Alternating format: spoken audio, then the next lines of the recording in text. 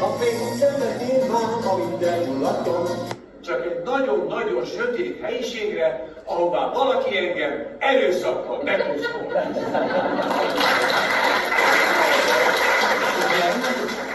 Igen. Én megmondtam magának, hogy én nem olyan nevelésben részesültem, hanem bocsánat. Ez nincs benne. A második.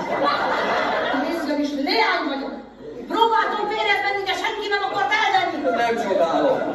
Haza éjjel a éjszaka már.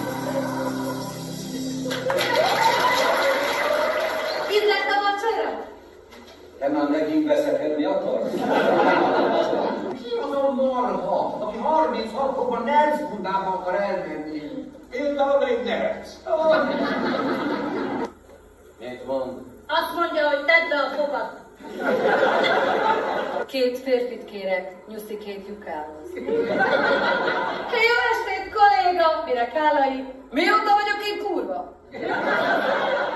Én vagyok a fecske agyú. Én háziasszony. Hát most mondta, hogy én úrja. Maga szerintem azt se tudja, hogy csinálják a leánykát.